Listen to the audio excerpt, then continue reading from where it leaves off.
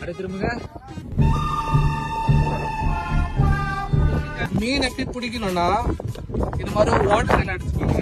எடுத்து 4 பக்கமும் இந்த மாதிரி ஓட்டை போட்டு இது மாதிரி இது பண்ணிடணும். உள்ள ஃபுட்டு ஒன்று போட்டுடணும். ஃபுட்டு போட்டு ஒரு கல் ஏதாச்சும் வெயிட் போட்டு இங்க கட்டி தூக்கி வீசணும்.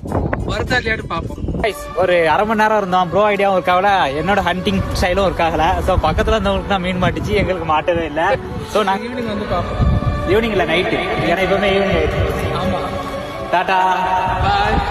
நானும் சுல்தான் மாதிரி லாஸ்ட் டைம் ஃபிஷிங் போகும்போது அவருக்கு ஒரு ட்ரிக் ஒன்று சொன்னேன், இந்த மாதிரி பிடிங்கன்னு. பட் அந்த டைமில் நான் ட்ரை பண்ணும்போது மீன் மாட்டல. ஏன்னா அது ஈவினிங் டைமு, அது சரக்கு அடிச்சு படுத்துருக்கோம். அட பாவிகளா, 6 மணிக்கு மேல அவன் அவதாரம் என்னன்னு தெரியாம. ஸோ அதுக்காக ஈவினிங் டைம் போகாதுங்க, காலையில் போங்க. இதே மாதிரி மெத்தட் நான் இதுக்கு முன்னாடி ட்ரை பண்ணேன், அப்போ எனக்கு மீன் மாட்டியிருக்கு. அந்த வீடியோ தான் நீங்கள் இப்போ பார்த்துட்ருக்கீங்க. இது ஒன்லி ஃபார் எஜுகேஷன் பர்பஸ், ஒரு எக்ஸ்பெரிமெண்ட் மாதிரி நீங்கள் ட்ரை பண்ணலாம், தவிர நீங்கள் இதே ப்ராக்டிஸாக பண்ணாதீங்க. நீங்கள் வந்து ஃபிஷ்ஷிங் ராட் வச்சு அதில் பைட் வச்சு நீங்கள் ஹூக்கு போட்டு நீங்கள் பிடிங்க. அப்போ மாட்டினாதான் உண்மையான என்ஜாய்மெண்ட் கிடைக்கும்.